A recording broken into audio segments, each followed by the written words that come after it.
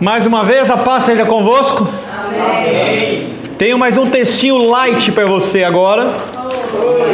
É porque eu sei que você gosta de coisas algodão doce, fitness, entendeu?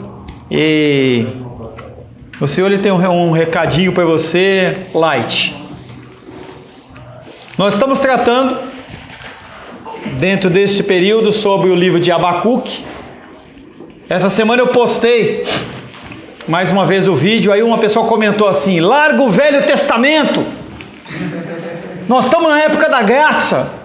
Eu falei, quem disse que o Antigo Testamento não tem graça?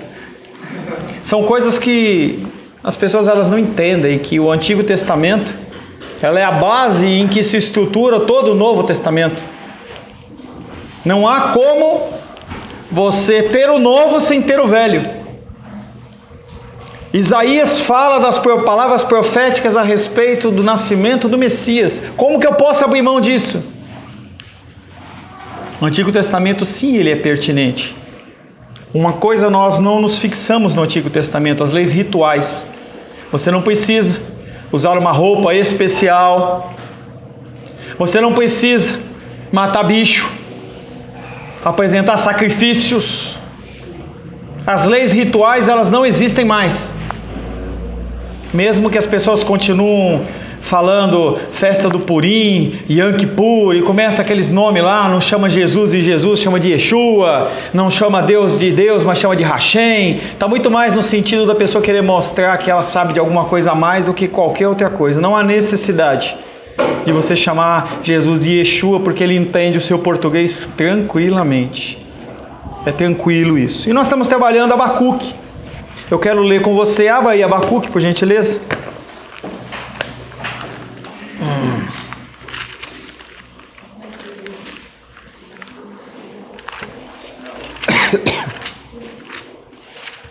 Para quem está com a Bíblia da igreja, página 617.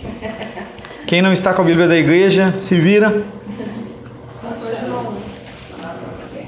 Abacuque, capítulo 1, verso 1. Fazer uma leitura até o verso 7 e 8 que nós já passamos.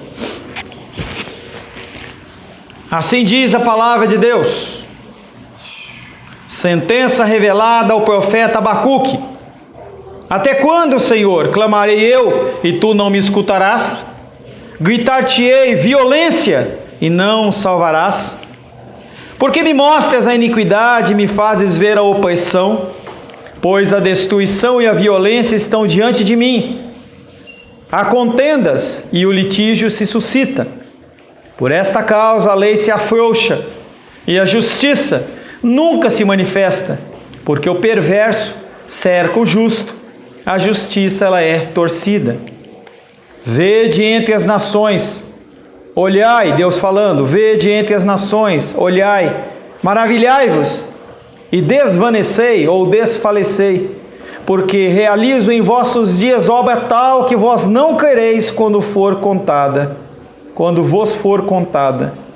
Pois eis que suscita os caldeus, nação amarga e impetuosa, que marcham pela largura da terra, para apoderar-se de moradias que não são suas. Eles são pavorosos e terríveis, e criam eles mesmos o seu direito e a sua dignidade. Os seus cavalos são mais ligeiros do que os leopardos, mais ferozes do que os lobos ao anoitecer. São os cavaleiros que se espalham por toda parte. Sim, os seus cavaleiros chegam de longe, voam como águia que se precipita a devorar. Eles todos vêm para fazer violência. O seu rosto suspira por seguir avante. Eles reúnem os cativos como areia. Eles escarnecem dos reis. Os príncipes são objeto do seu riso. Riem-se de todas as fortalezas, porque amontoando a terra as tomam. Então passam como passa o vento e seguem, fazem-se culpados estes cujo poder é o seu Deus. Palavra do Senhor. Semana passada nós tratamos de Abacuque capítulo 1, verso 7.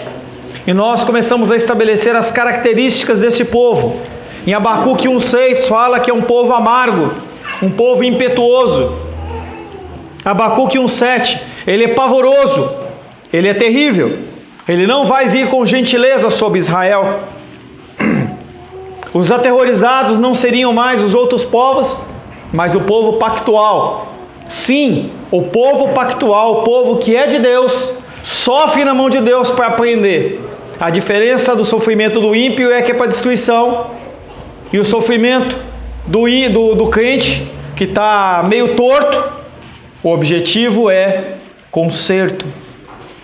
O Deus Todo-Poderoso levantará uma nação cuja política ela é independente, não honra a Deus, faz o que ela quer.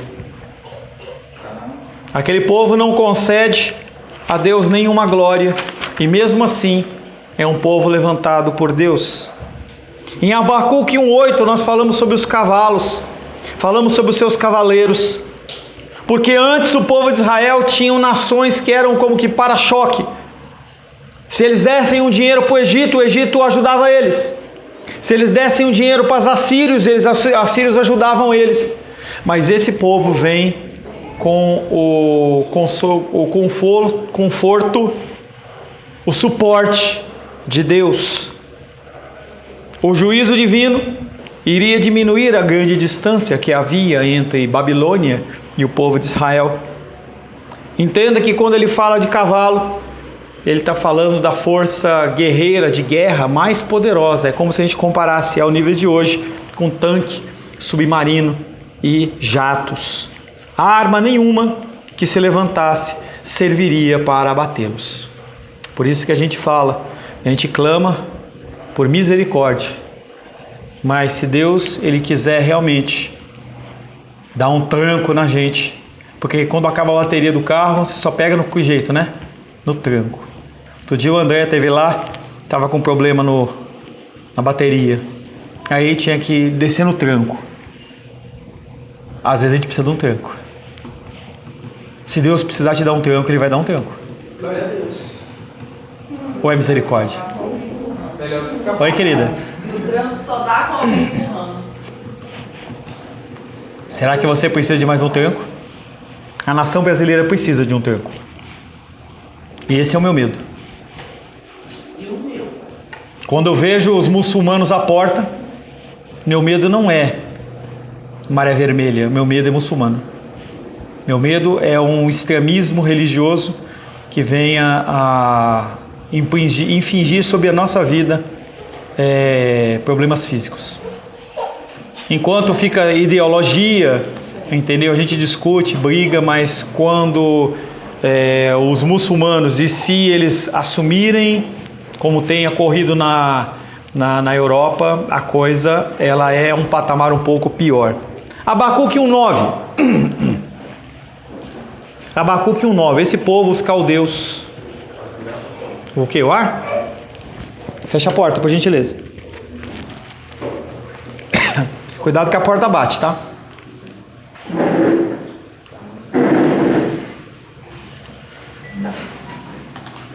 Abacuque 1:9. Eles todos vêm para fazer violência. O seu rosto suspira por seguir adiante.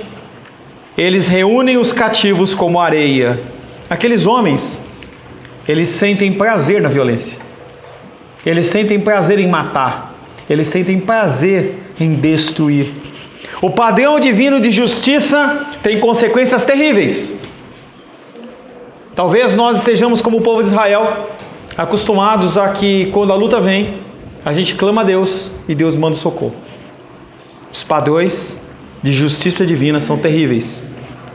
Abacuque havia se queixado contra a sua própria comunidade. Falamos já em Abacuque 1:1. Abacuque ele não está reclamando dos filisteus, dos amalequitas, dos egípcios. Ele está reclamando do próprio povo. O problema do Brasil hoje não é o governo XYZ, são as pessoas dentro da igreja que não são cristãos, que não vivem como cristãos. Tem aquela roupa de ovelha, mas na verdade é lobo. Falávamos de um candidato. Ele é pastor. Primeiro já me complica isso. Como é que a pessoa ela é levantada como embaixador de Deus, o maior cargo possível, e ela vai ser política. E aí tem todo o histórico de desvio de verba na igreja. E aí o cara vai levar o quê? O quê para o governo? O problema nosso não é fora, o problema nosso é dentro. Quando nossos joelhos começarem a se dobrar com mais frequência, quando nós começarmos a alinhar a nossa vida espiritual segundo a palavra, as coisas mudam. Não é voto que vai mudar nada. Nós temos um dever cívil, sim, mas não vai mudar nada. Abacuque havia se queixado com sua própria comunidade porque a violência caracterizava suas relações.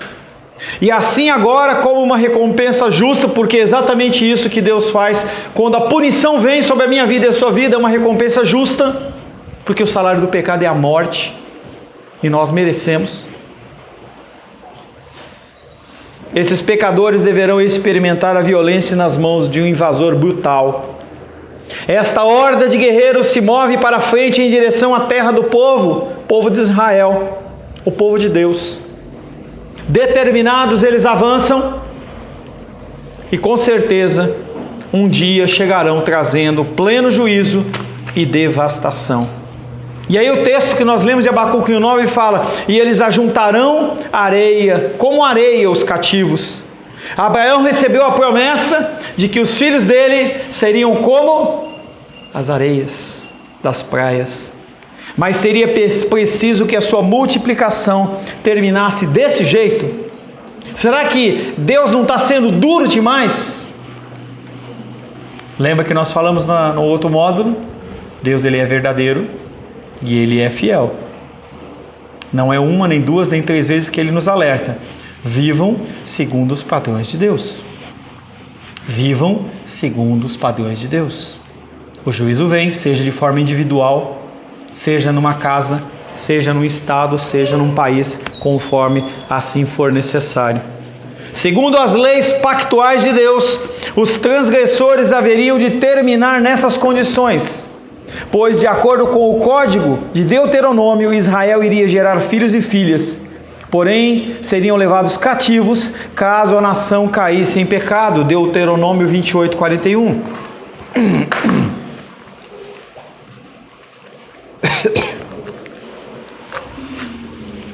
Deuteronômio 28, 41. Porquanto, Deuteronômio 28, 41. Porquanto não serviste ao Senhor teu Deus com alegria e bondade. Não é só servir, não é só estar na casa do Senhor, não é só vir num culto de oração. Porquanto não serviste ao Senhor teu Deus com alegria e bondade de coração. Ele está falando da motivação. Por que você vem? Por que você vai? Ah, eu vou para a igreja porque tem a campanha, porque eu tenho que ganhar uma Brastemp nova. A motivação sua não é Deus. A motivação sua é algo para você. Porquanto não serviste ao Senhor teu Deus com alegria e bondade de coração. Não obstante a abundância de tudo, assim com fome, com sede, com nudez. Quando lá na palavra de Deus, lá no Evangelho de Mateus, ele diz que o Senhor, ele não vai nos conceder: buscar o reino de Deus e a sua justiça, e todas estas coisas serão acrescentadas. Se você ler os versículos anteriores, você vai ver que ele promete para a gente a comida, a bebida e o vestuário. O que ele está falando aqui? Assim com fome, com sede, com nudez, com falta de tudo, servirás aos inimigos que o Senhor enviará contra ti. Sobre o teu pescoço porá um jugo de ferro, até que te haja destruído. Quando você quebra coisas, tem consequências. Deuteronômio 28, versos. Oxe, eu pulei lá para baixo. Não tem problema, 47 e 48 eu li. Ah, mas eu vou ler o 41 de novo porque é o que está certo, tá? Profético. O pastor não erra, né? 28, 47 e 48. Verso 41 agora, que era o que tinha que te ler. Gerarás filhos e filhas, porém não ficarão contigo, porque serão levados ao cativeiro. Há consequências nas minhas ações. Há consequências nas suas ações. Vem na igreja, e continua vivendo uma vida de prostituição, adultério, pornografia, de mentira, há consequências. O Senhor, Ele não é fiel a você, Ele é fiel à palavra dEle. E depois não adianta você ficar chorando ou falar está amarrado, que não adianta. As leis do Senhor, elas não são postergadas. Não tem decurso de prazo, você não pode entrar com uma medida no Supremo Tribunal Federal, habeas corpus, não. Quando o juízo de Deus ocorre, Ele não volta atrás. Quando o Senhor, Ele fala que aqueles que confessarem o nome do Senhor Jesus Cristo viverão com Ele eternamente, Ele está dizendo que, independente da quantidade de eternidades que venham, você vai estar com Ele. Mas se você for encontrado condenado, não vai ter festa da pizza no inferno. Você vai passar o resto da sua vida finita padecendo sobre o sofrimento. E não é o sofrimento do diabo, já expliquei isso para vocês. Não é o diabo que vai reger o céu, o inferno. O diabo, ele vai ser jogado lá. Aquela figura grega do cara com um chifre, rabinho, cutucando as pessoas, não, ele vai ser cutucado. E quem vai fazer isso é Deus. O inferno é a manifestação da justiça de Deus. Não tem a figura do diabo mandando nada, ele não manda nada, quem manda é Deus. Por mais que as igrejas continuem dizendo que quem controla o inferno é o diabo, quem controla o inferno é Deus. Porque Jesus Cristo, quando desceu às regiões inferiores, Ele tomou as chaves do inferno e da morte. Não espere complacência se você estiver no inferno. E não adianta segurar na perna do pastor, porque pode ser que o pastor vá junto, e aí você está indo para o lugar errado. Não se fia nisso. Nós vamos ter uma experiência ímpar quando nós olharmos no céu pessoas que você reputava como malignas, e as pessoas que estiveram no inferno vão encontrar pessoas que aparentemente elas eram santas. O juízo de Deus não é o juízo humano. Ai, ai. Uma vez mais, a palavra profética concretiza na história as estipulações originais da aliança. Deus falou: se você fizer o que é certo, dá tudo certo. Se você andar por caminhos errados, há consequências. Esse instrumento designado para o juízo teria pouca ou nenhuma simpatia pelo sofrimento humano. O povo não está nem aí, esses caldeus, esses babilônios estão nem aí. Você acha que o instrumento do juízo de Deus sobre a nação brasileira, prepara o misericórdia aí, tá, Edilene? Tá, prepara aí, hein? Se o Senhor, Ele nos colocar novamente um jugo de peso, misericórdia, você acha que eles vão ter pena de você? vamos lá. Já foi. Não tem. Você viu que não tem unidade nem no corpo de Deus. Você acha que esse povo vai ter misericórdia? Você acha que eles vão estar preocupados se o teu filho, a tua filha... Não estão nem aí. Não estão nem aí. Esse instrumento designado para juízo teria pouca ou nenhuma simpatia pelo sofrimento humano. Um vasto número de almas não significa mais do que para eles grãos de areia numa praia. Estava vendo uma notícia aqui em que o cara violentou a filha, foi preso. Aí soltaram ele, não sei por que soltaram no indulto, eu não entendi muito bem a história. Ele foi lá e matou a filha. E aí é capaz de ter sido preso, e aí os direitos humanos ele fala: não, o cara tem uma doença. Aí um homem, uma mulher, sei lá quem quer que seja, abusa do teu filho, aí tem a doença nova, transtorno de atração por menores. Ele está doente. Você acha que as pessoas elas vão ter pena de você? Abacuque capítulo 1, verso 10. Eles escarnecem das leis. Está amarrado. Está amarrado. Eles escarnecem dos reis. Eu li leis, é reis. Os príncipes são objetos do seu riso. Riem-se de todas as fortalezas, porque amontoando terra as tomam. Eles olham para aquelas fortalezas enormes, imensas, e falam: isso não é nada. Hã? Ele olha para você e fala assim: você tem uma poupança de 10 mil, 20 mil guardada, e você fala assim: ó, isso aí é o em que eu me protejo. Ele olha para isso e fala: ha, ha, ha. Joga uma doencinha em você, você fica 2, 3 dias no hospital aí na UTI, já era a sua poupança, que era a tua segurança. Já entrou no chat especial? Eu tirei o meu, eu não tenho. Limpa, irmã, liberta-se disso, irmã. Ele não te pertence. Anteriormente, Israel sempre pôde contar com outras nações para absorver o golpe dos invasores. Mas esse adversário zomba dos personagens mais poderosos da terra.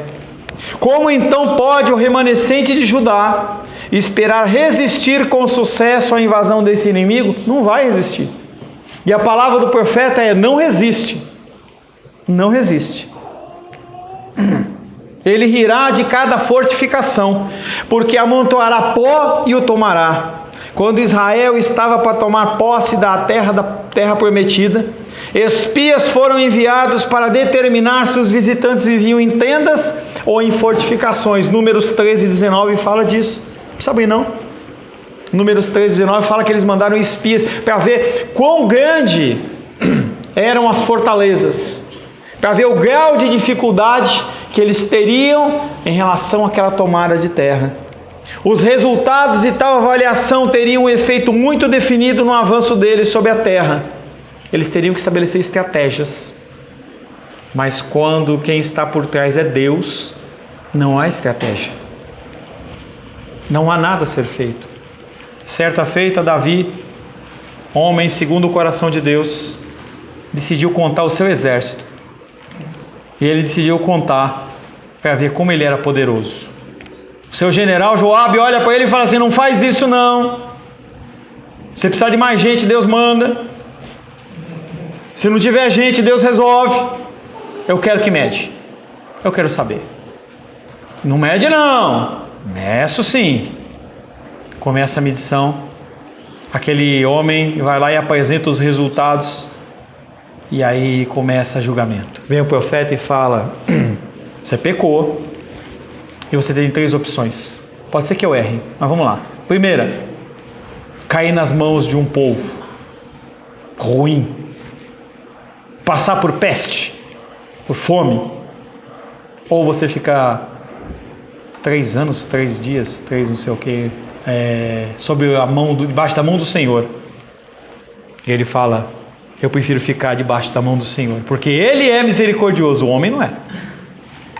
O homem não é. Mas o juízo veio. Morreu mais de 60, 70 mil pessoas. O anjo só ia cortando a cabeça de todo mundo. E os caras iam morrendo.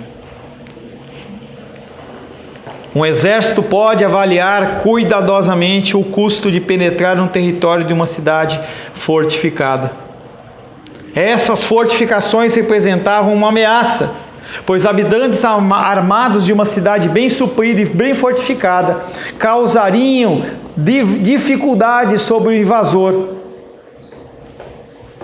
Mas quando Deus está na jogada, não adianta.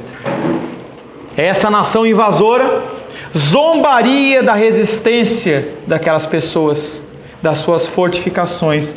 Você pode estabelecer sobre a sua vida o que você quiser de proteção, mas você não consegue fugir do juízo de Deus.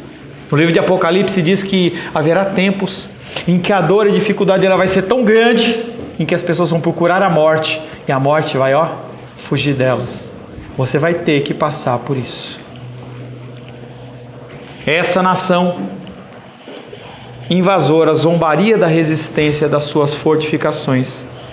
Ela não temeria o risco que poderia significar para os seus homens o ato de sitiar, de ficar em volta da cidade. Eles não estão nem aí, porque a fome deles é invadir, a fome deles é destruir.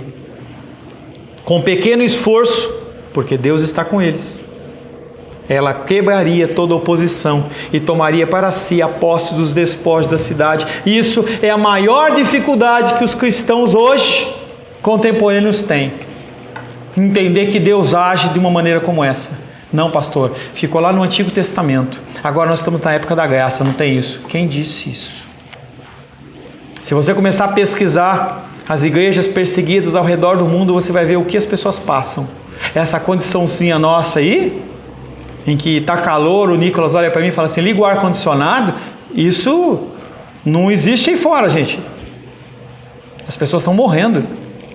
Novamente, teve um tsunami lá na Indonésia, um dos maiores países, os países com maior índice de perseguição aos cristãos. E eu já falei para você, há 10 anos atrás, eles empalavam cristãos, colocavam um pedaço de madeira entrando pelo ânus, saindo pela boca. Nós estamos falando há 10 anos atrás. E esse povo está sob julgamento, e arruma, destrói. O julgamento de Deus, ele é terrível. E quem faz não é o diabo. Não adianta você amarrar, não adianta você repreender, porque é Deus que está por trás das coisas. Quantas coisas que eu e você passamos, em que nós reputamos como obra do diabo, e na verdade é obra de Deus. Porque aos filhos ele quer corrigir, para que a gente venha dar fruto e fruto em abundância. Apocalipse 1:11, aleluia, né? Aleluia, mas quando a luta vem... Misericórdia. Não vem aleluia, vem misericórdia. Amém, aleluia. Abacuque 1:11, então passam como passa o vento e seguem. Fazem-se culpados estes cujo poder é o seu Deus.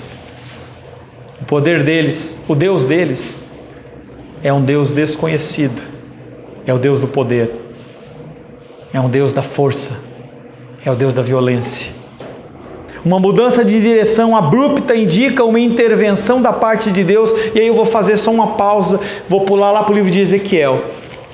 Esse Nabucodonosor, com a Babilônia, ele está marchando para conquistar aquela região, não especificamente a tribo de Judá, ou as tribos do povo do sul. E eles param numa encruzilhada. Um caminho vão para uma cidade tal, nunca soube qual é a cidade, vão por um caminho e a outra é para Jerusalém. Sabe o que eles fazem? Eles pegam um bicho, matam, colocam numa bacia, tem uma feitiçaria que ele lê a víscera dos animais e ali ele recebe a instrução. E aquelas vísceras de animais o cara leu e fala assim, o nosso Deus está mandando ir por aqui. E aí os judeus falam assim para o profeta, você está louco? Deus, ele vai falar através de uma leitura de vísceras de animais? Vai ler Ezequiel. É o que aconteceu. Deus, ele usa o meio que ele quiser. O padrão dele é o padrão dele, não é o seu. Ele não vive nessa caixinha que você acha que ele vive.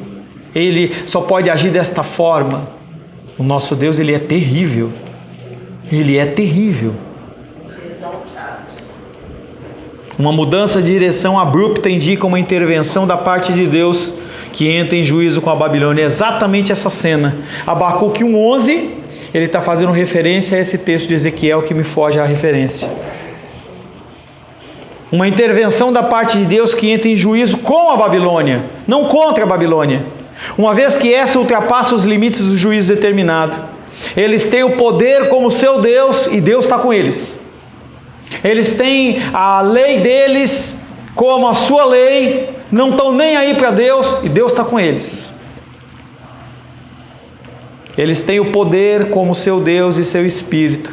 Se torna furioso e peca ao infligir brutal tormento às suas vítimas. Quando você olha o povo de Nínive, que era ali pertinho, eles pegavam as pessoas, e é dessa mesma linha de povo aqui. Eles pegavam as pessoas e arrancavam a pele dela viva e fazia tapetes de pele humana para a entrada da cidade, para as pessoas falarem assim, olha como nós somos cruéis. Quem estava com esse povo? Deus. Que Deus é esse, pastor? Eu não gosto desse Deus. O meu Deus é um Deus de amor. Nosso Deus é um Deus de justiça. E Ele é terrível. Ele é terrível.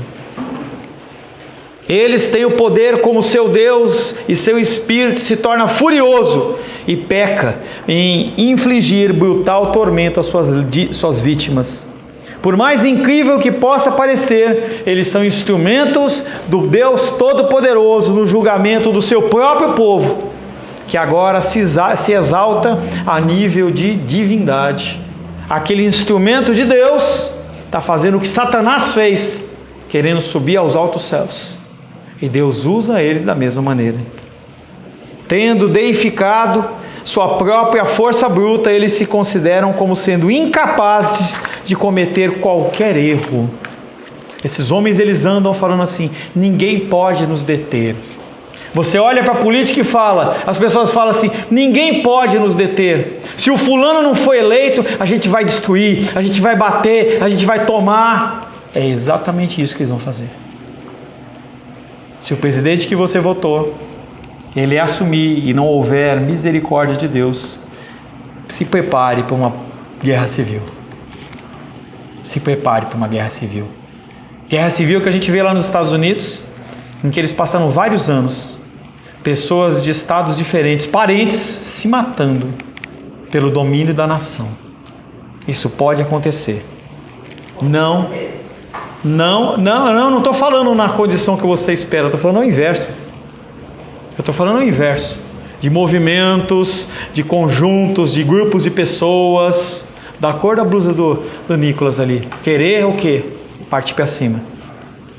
Os perversos em Israel não escaparão de maneira nenhuma do juízo. Na realidade, eles serão devastados pela fabulosa ferramenta levantada pelo Todo-Poderoso Deus. Oi? Ele não pode votar. Não pode? Pode. O porta-voz profético desafia o programa divino de punição. Abacuque olha para Deus e fala: não, você está errado. Intimidade do profeta: não, Deus, você está errado.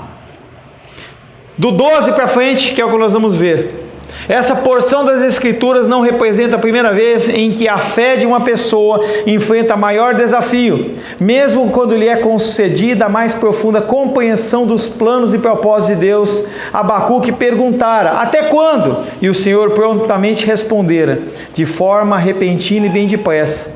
Abacuque perguntara: por que a justiça nunca se manifesta? O Senhor responde: minha justiça imparcial trará uma espantosa vingança, inclusive sobre o meu povo. Justiça imparcial trará uma espantosa vingança, inclusive sobre o seu próprio povo. Embora as respostas do Senhor tratassem precisamente os assuntos levantados pelo profeta, elas acabaram por perturbá-lo, e ele diz: não aceito isso. Abacuque 1:12.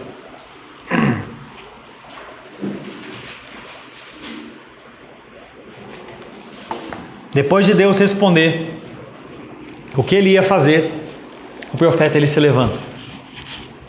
Provavelmente ele falou para Deus assim: misericórdia. Abacuque 1:12 fala de uma forma diferente. Não és tu desde a eternidade, ó Senhor, meu Deus, ó meu santo, não morreremos. Olha o que ele está falando. Deus, o que o Senhor está falando não vai se cumprir. Nós não vamos morrer. É isso que ele está falando. Tu és um Deus maravilhoso, mas nós não vamos morrer. Ó Senhor, para executar juízo puseste aquele povo. Tu, ó rocha, o fundaste para servir de disciplina. E aí ele começa a ficar confuso, porque ele sabe da fidelidade de Deus na sua palavra, mas ele não consegue enxergar Deus destruindo o povo dele. O que vai sobrar? Haviam promessas. O seu cetro não se afastará. O rei, o Messias, ele vai vir da linhagem. Como é que o Senhor vai destruir tudo? Esta intensa avaliação dos propósitos de Deus pelo profeta não deve ser tomada como uma manifestação de uma fé frágil. Ele não está sendo inconstante na sua fé. Tanto a natureza quanto o propósito de Deus emanam das expressões de confiança do profeta. Todo o diálogo dele com Deus é um diálogo dizendo que ele confia nele. E a gente vai ver mais claramente lá em Abacuque capítulo 3. O que atormenta o profeta é que a sua fé está perplexa com a resposta que Deus está dando. Ele não espera isso. Se o conquistador babilônico for designado por Deus para tratar Israel com a mesma brutalidade com que tem demonstrado em relação às outras nações, então o que acontecerá com a aliança que foi feita com Deus? Deus de Abraão, Deus de Isaac e Deus de Jacó. O profeta está falando: Deus, eu não entendo como que o Senhor vai agir. Eu não entendo como o Senhor, destruindo tudo, o Senhor vai resolver algo. O profeta atesta a sua confiança, lembrando ao Senhor do caráter eterno da sua própria natureza. Não és tu desde a eternidade? Intencionalmente o profeta faz ecoar as palavras de segurança expressas pelo profeta Isaías, a fé do rei Ezequias. Lembra aquele rei que choramingou lá? Eu fiz o que era bom, então vive mais uns tantos anos aí. 2 Reis, capítulo 19, verso 25.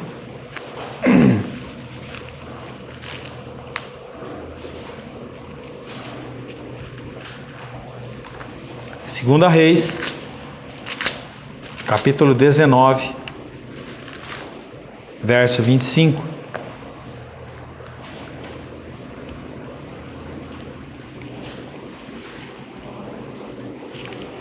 André? 19, 25. Porventura não ouviste que já antes fiz isto? E já desde os dias antigos o formei? Agora, porém, o fiz vir, para que fosse tu que reduzisses as cidades fortes e a montões desertos. O Senhor, ele fala para o rei Ezequias, ele fala através do profeta Abacuque, para aquele povo, e fala para mim e para você. Oi? Não, Isaías ele está falando com Ezequias, tá? O rei Ezequias está falando com Isaías. Ele falou e fala comigo e com você.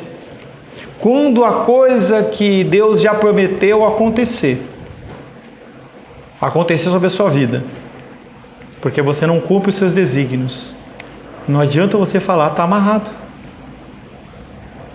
Ele fala: não vos dispus? Não ouviste que há muito dispus eu estas coisas?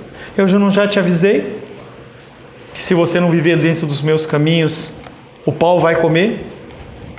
Isaías capítulo 37, verso 26.